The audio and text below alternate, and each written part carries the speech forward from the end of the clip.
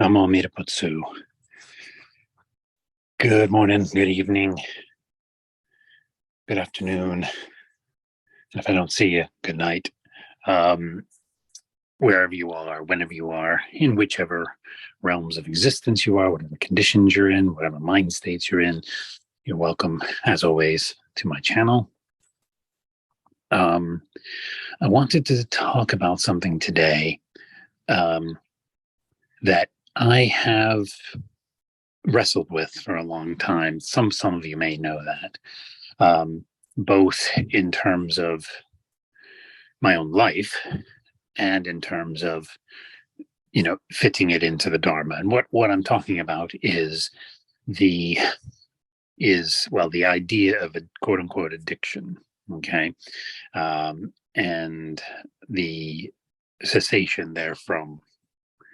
um Now, so there's a couple of different angles on this that I want to talk about. One, so first of all, there's so when I say um, when it comes to addictions, as a Buddhist and as Buddhists, I don't see addiction any different than any other desire or craving. It's just a more extreme desire. Um, when someone has a quote unquote addiction, they seek after their desire. Their desire is very strong. Their craving is very strong for that substance, for that behavior. So for a drunk, there's that extreme desire for the pleasure that alcohol brings. Um, for an addict, a druggie, I should say, there's a extreme desire for the pleasure of what the drug gives them. For a gambling addict, there's the extreme pleasure that comes from the act of gambling, the sensations and the acts and the experience of gambling. For a food addict, there's an extreme desire for the pleasure of certain types of eating and certain types of food, um, and other related kind of behaviors that will that they believe will either bring pleasure, or they're related to eating, that will either bring that they believe, or their uh, or the desire kind of is to have pleasure somehow from those related behaviors, or at least uh, avoids the consequences of the other things. So there's other things that go on with the food addiction, like quote unquote restricting or starving themselves, uh, and that takes all sorts of forms of dieting and just starving themselves, or fasting, or quote unquote fasting, not in a religious sense. They might even pretend to be fasting in a religious sense, but they're really starving themselves sometimes. But anyway, and then also purging. There's purging, but that's really through exercise. They get pleasure through the exercise. That's pleasure seeking through exercise, because of the endorphins and things that excessive exercise will bring. So it's all the same thing. It's all desire. It's just extreme desire. So as a Buddhist, um, desire isn't we're not any different. A person who has extreme desires, and it's just for certain specific substances or certain specific behaviors, is no different than anyone else, in samsara, who's a samsaric being. In the desire realms, there's no, we're no different at all than them in that sense. So addiction isn't a special thing. It's just for these certain substances and behaviors, it's just a more extreme desire, a more extreme craving. So we're not any special. We're not special. We're not, different than other beings. We're not somehow, we don't have a disease, like an addict doesn't, quote unquote addict doesn't have a disease. We're just like anybody else in samsara, other than the disease that is samsara, the disease of ignorance, the disease of delusion, the disease of, that brings about the desire in the first place and the craving. You know, um, um, so we're no different. Someone who claims to be an addict is no different than anyone else in that sense. They just have a more extreme desire, more extreme craving. So that's kind of one thing. Also, so just so oh well. Also, we also take we're no different from anybody else in the sense that we're responsible for our own karmic causes and conditions, both individually and collectively. So I don't have a disease. I just have my karmic causes and conditions that have led to me becoming, having, not becoming an addict. I'll just say to having, just extreme craving or desire for certain substances like alcohol, or certain types of foods, or certain types of eating behaviors, or certain types of exercising behaviors. So um, and I'm responsible for that, not some mysterious disease, not some, mysterious, or some kind of psychological causes of it. It's me. I'm responsible for it. My karmic, my past existences, that's me. I'm responsible for it. And so is every other so-called addict out there, responsible for their karmic causes and conditions, and therefore their extreme desires and extreme desires, or extreme cravings, or extreme attachment, whatever you want to talk about, and all the consequences of pursuing that, and selfishly indulging in it for however many years they have. Completely responsible. All their responsibility, all my responsibility. So that's a big difference, from a Buddhist perspective. That's a big difference from the beliefs, the common held beliefs about addiction out there. So that's another thing. And then another aspect of this is the that I wanted to talk about is the ideas of the teachings, I should say, in the later more Mahayana teachings about in the Mahayana teachings particularly about. But what I'm about to say actually has relevance to earlier teachings as well. It's just all common to Buddhism, really, is the idea that we're in certain worlds predominate us, and we have all the worlds within us, all the worlds of samsara we have within us. We're born into the human realm. That's our predominant realm. That's our main realm. That's our main world. And main kind of state of consciousness is the human realm now, but we have all the other worlds within us, and I kind of think that from what I can see from Buddhist teaching is that you can have a predominating world,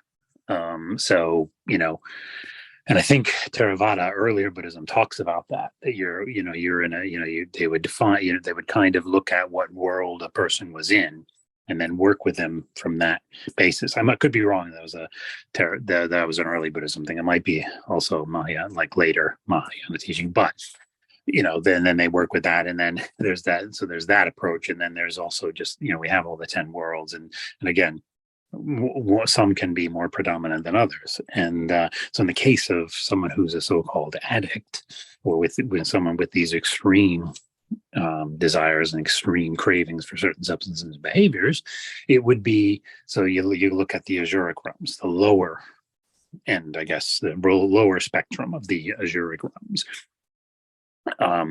For what you can look at how they crave and believe they deserve the elixir. They want to get back to the heavens, so they get that elixir that they drank that makes you intoxicates you with euphoric, sublime pleasures for eons of time, really long periods of time, and they want that, and they feel they deserve that. They want to get back to that, and so that's evident there is kind of the addict thinking.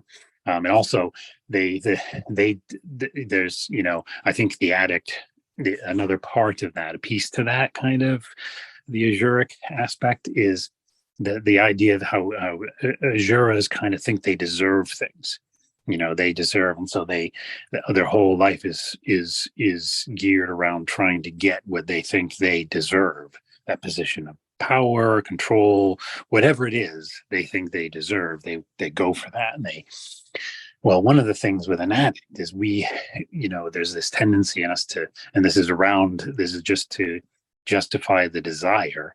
It's the idea of the that we deserve not to be suffering like every other samsaric being. We deserve to be not suffering in these ways, and not having difficulties, and not having pain, any kind of pain at all, physically or mentally or emotionally. We deserve not to. So therefore we must have this, and we must have this to medicate that pain. We must have the object of that extreme desire. We must have it so that we can medicate this pain, quote unquote, or numb this pain, or we don't deserve to feel this way. So something along those lines is kind of the azuric world in there. And then we go down to the next, we'll go to the animal realm. And the animal realm is obviously one of instinct. So there's the instinct for the instinct, and the way we operate is that instinctive drive. The things that we instinctively seek give some kind of pleasure. So eating is pleasurable. Procreation, sex is pleasurable. All these things are necessary for survival. Making sure you're able to breathe, and making sure you have shelter or some kind, or do you know what I mean? These necessities. There's these built-in animal desires for these things, and so the animal, and in this sense the animal realm is there in the addict, but it's an extreme desire. So this one area, there's kind of this is where the mental processes go wrong in the addict, is that so alcohol becomes a necessity. It becomes like becomes equated with, well, I must have this to survive. It's that animal kind of thinking. I must have this to survive, or extreme amounts of food. I must have not just enough, not just the necessary amount, or not just any food. It has to be specific types of food. Very carby, sugary, sticky, greasy foods. I must have to be able to, to survive, when you don't. But it's that animal instinct realm. I eat, drink, have sex, fuck, pardon my French there, but there's an extreme desire so they're all wound up in that beast mentality, and it just takes over. There's no, the human realm gets pushed aside, just like with when I was talking about the exuric aspect of it. The human realm part of things gets pushed aside. And you just, it's predominantly this survival drive that justifies everything, and comes up with all kinds of reasons that you must have this whatever the object or behavior of this, whatever the substance or behavior is that you have this extreme desire for. It comes up with all kinds of excuses and reasons, and cajoling to get you to have that, because you have to have that for survival. So anyway, so that's the animal realm. And then if you think, obviously, the preta realm and addiction it's very obvious, the connection there.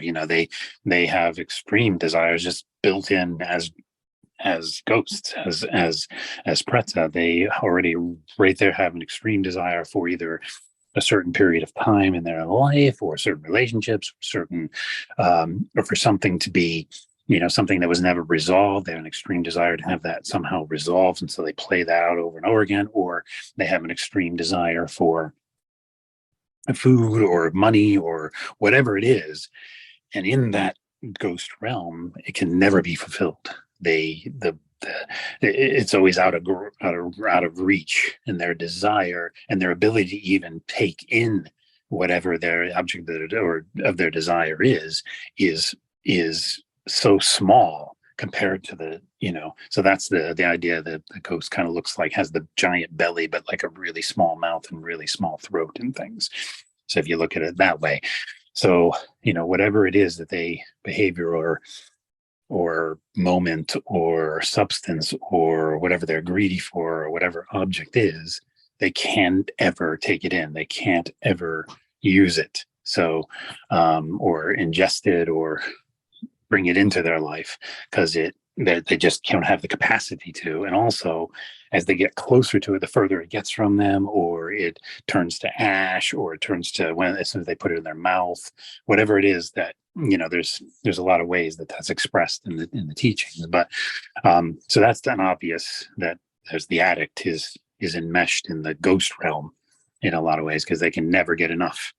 No, whatever they have is never enough. They always go for more. They always have to have more, um, of the object of their craving, their desire, of the substance or the behavior. And then you have the hell realm aspect of things. So the addict in the hell realm, so everything is catastrophized. To an addict, you notice someone who's a quote unquote addict will catastrophize everything to make it an excuse, to have an excuse to use. So things, they didn't just stub their toe. They when they stub their toe, their whole body, their whole leg, and their whole torso hurts from it, and they're traumatized from it. All form of things that trigger them, and all kinds of, oh, this offends me, or this, and it's not just, they may have been something a little bit happens or is annoying, and it's turned into a mountain. It's turned into the worst thing, and they just rage over it, or they just can't tolerate it, or whatever it is. It's made so big and so oppressive to them, anger wise or fear wise or anxiety wise or depression wise, whatever it is, or sadness wise. It's so, they make whatever, so the addict makes whatever it is that's occurring in life, catastrophizes it, awfulizes it to the point where it's this massive oppressive thing, so that they have an excuse. It's all to have an excuse to use their substance or to use their behavior, the behavior that they, of the object of their extreme desire. So that's kind of where the hell realm kind of comes into it. And so, that's kind of how, from a Buddhist point of view, I kind of see the problem of it. And then the kind of the solution part, obviously, is ultimately the solution to all our samsaric problems, all desire, all craving, all attachment, all aversion, all ignorance, is cessation, is enlightenment, is Buddhahood, is to become a Buddha. That's the actually only solution, is to get out of samsara, for our samsaric consciousness to cease and to become a Buddha. And so that's the ultimate solution. But in the meantime,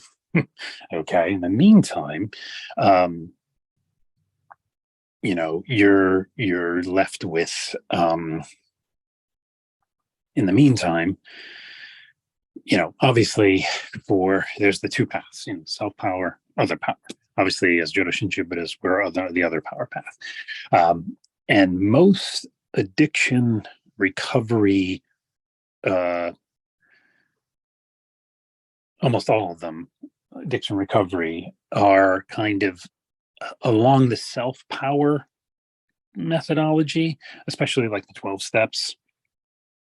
But also, there's the 12 steps, which is a spiritual religious thing that's not compatible, as far as I'm concerned, with Buddhism. It's a very different cosmology. It's a very different approach than what a Buddhist would take to anything, really.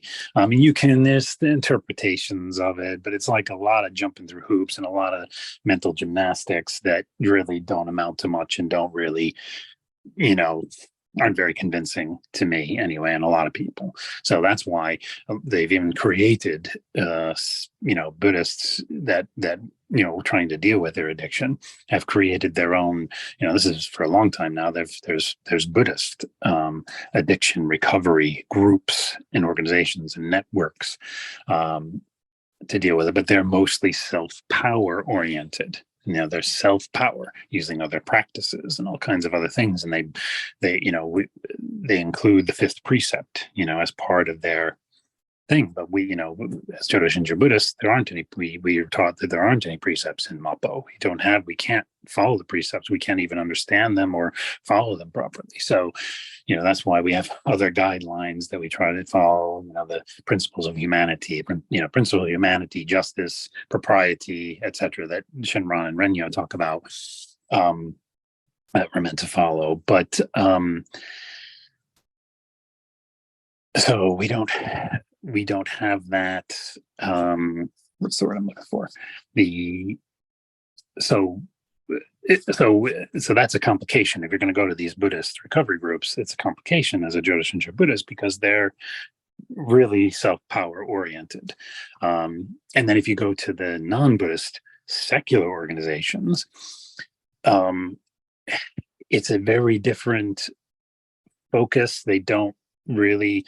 It's similar to the 12 steps in that that's another problem with the 12 steps is they believe in a disease model, that we have a disease, an addict has a disease and they're different and special from other people. And the same with the secular recovery groups. They think, well, they have these psychological problems or these psychological issues or these, traumas or whatever. And that may be very true, but that cause the addiction. And it's like, we know what causes the addiction. I mean, it's our karmic causes and conditions that caused our addiction. We take responsibility for it. Whereas these other groups, it kind of lets the quote unquote addict off the hook. It makes them different somehow, and they have to, that they're doing this heroic thing, and this poor baby had to use drugs and alcohol to overcome and deal with things in life. And it's like, no, you used it because you're a hedonistic, selfish, indulgent, and wanted to have the pleasure of your addictions from head to toe. So there's no, oh, poor baby thing, And so, but these other recovery groups have that kind of mentality. So that's another thing that it complicates that for me, and it's very much not in keeping, I believe, with Buddhist teaching, where you take full responsibility for yourself and the worlds you're in, and collectively we take responsibility for samsara. We take full responsibility for ourselves, and everything that happens, including the traumas, including the situations that the addicts will use as an excuse to drink or use drugs or eat addictively or what have you. We take responsibility for that, karmically speaking. I'm not saying that things that abuses or bullying or neglect or anything like that is just. It's not a just thing. It's it's a terrible thing to happen to somebody, but from a karmic standpoint, we are responsible for our karmic cause conditions. And we take responsibility for that, including the lifetime we've had, the rebirths we've had, including this one, and all that happens in it. So that's why recovery groups avoid that full responsibility for their addiction, and they avoid calling it what it is: selfish, indulgent, pleasure-seeking, hedonistic thing. That's not any different than anybody else. It's just an extreme desire. Everyone has craving. Everyone has desires because they're samsaric beings. We're not any different than anybody else in that sense. So, but both 12 steps and secular recovery groups kind of tend to make it that way, to make lets you off the hook, you're not completely responsible, or what I mean. It avoids moral, or ethical responsibility. So that's why I can't be part of them. And then the Buddhist networks have carried that kind of thing into their, even though there's a bit more understanding of addiction, it still avoids, from what I can see, they still avoid that they still take that victimhood along with them, that recoveryism kind of victimhood, recoveryism kind of not completely, well, as Buddhists, we know we're responsible, but, it's a special situation and, da da da. And it's like, that's another thing. I just can't sort of, I don't know if all of them are like that, but from what I've seen, what I've explored a bit, it's very similar recoveryism, that self-justifying thing of we're somehow not completely responsible for this, and we're somehow victims, and we're somehow, and I can't abide that. So and I've explored a lot of different recovery programs, and so the only thing that makes that maybe is the closest to the Buddhist standpoint is rational recovery. That's the only thing that I've seen that is kind of pretty much somewhat in the same vein as the things I'm kind of talking about, or at least, but the guy who created that system, or kind of gathered that system together, he's not a Buddhist, as far as I know. Very well read person, but he's not a Buddhist. And I think just accidentally, through his his observations and his good thinking about this, came to very similar conclusions in a non-religious way, in a very much human realm kind of way. He wouldn't call it that, but just that's why he calls it rational recovery. But anyway, that's the closest, but I don't really even use that. I created recently created a playlist for a family member of mine about rational recovery on my channel, but I meant to make it unlisted, or so that I wasn't promoting that. So I apologize if anybody saw that. I wasn't promoting that at all. I was just making that for them because they're not religious and they're not Buddhist. So, and they're at the beginning stage of kind of looking at stopping their addiction. So I'm putting together some things for them to explore, rational recovery being one of them, and all the other recovery groups, even though I personally don't believe in them. I just want them to be able to have the choice and explore these things themselves. So I put together that playlist on my channel, but I meant to make it unlisted so I could just give them the link. I wasn't promoting that, at all. So I just want to make that clear, and just wanted to share my thoughts about this. So coming back to the solution, quote unquote. So obviously the ultimate solution to all of our desires, whether they're extreme desires of an addict or just everyday garden variety of desires, which the addict's desires are as well. They're just, this is the same thing, just an extreme form of it. This is the ultimate solution, obviously, is Buddhahood. Is the nirvana, cessation, realizing Buddhahood. Now, as Jodo Shinshu Buddhists, we don't have the self-power path. So that's why, as I say, that the self-power methodologies of the Buddhist recovery groups aren't going to work really for us, because we're not really supposed to be involved with the self-power kind of practices and paths in that sense. So obviously obviously it's going to be through Shinjin that Amida enlightens us, that brings us, giving his mind, giving us his merit, giving us his his teaching, his practice, his realization, his mind. That's how we'll become a Buddha, through birth in Pure Land, through totally 100% other power. So where does that leave someone who, though, is Jodo Shinshu Buddhist, realize that they want to stop their addiction, and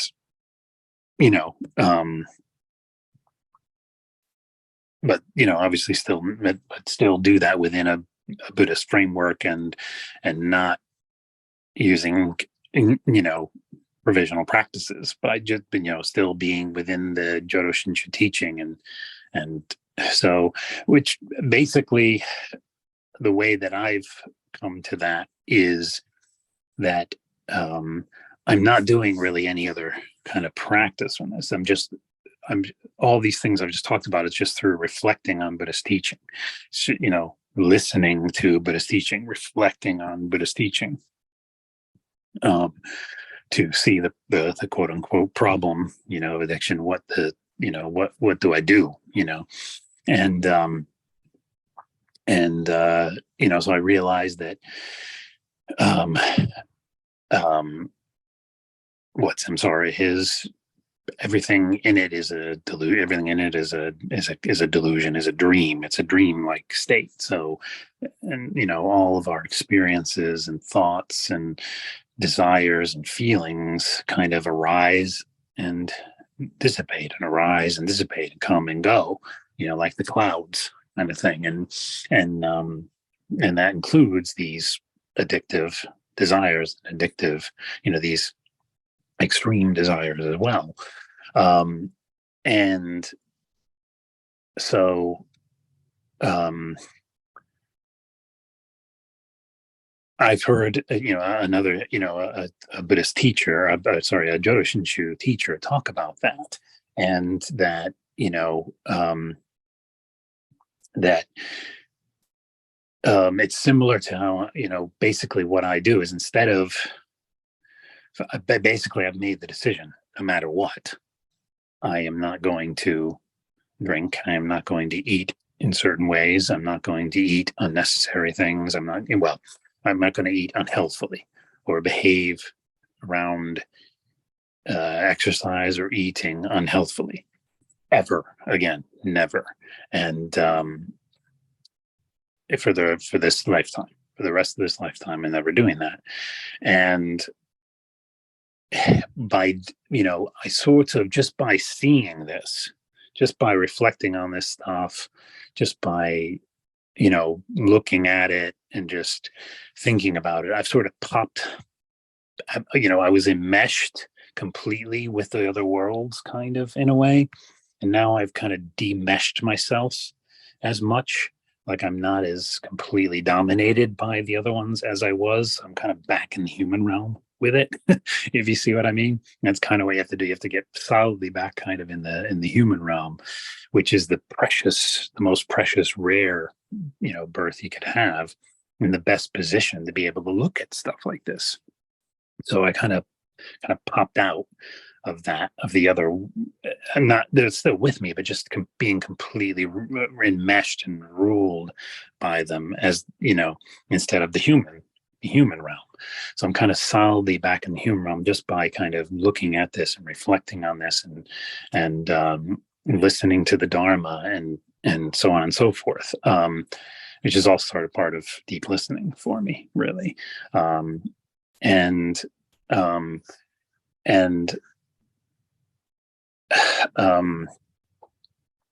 so that's the solution, is, instead of focusing on all that, I don't focus on, I just focus on my human life, not these other worlds. Do you know what I mean? Because I'm here, I'm in this life, I'm in the human realm. So I focus on the human realm, I focus on Amida, I focus, and that's ultimately what I do, is I focus on Jodo Shinshu teaching, on Amida Buddha, on the teaching, on listening deeply, on reading the Dharma, on all those things. Now, not 24 hours a day do I do that, no, but that's where I turn my attention. And I'm not afraid of the desire, because it is what it is. It's just a part of samsara for me now. So, and it's just part of this stuff that comes and goes. So, and I just focus. Basically, my focus becomes, my focus is on the Dharma, is on Amida, is on Nembutsu, is on the teaching, on listening deeply, on speaking up and having Dharma dialogue like I do every week, And at least once or twice a month, I do it with and a group of people, and then once a week with Kyokan, of course, the Dio dog. So I focus on that, and I focus on the Buddhist teaching. Um, that's what I. That's how I've come to deal with it. Um,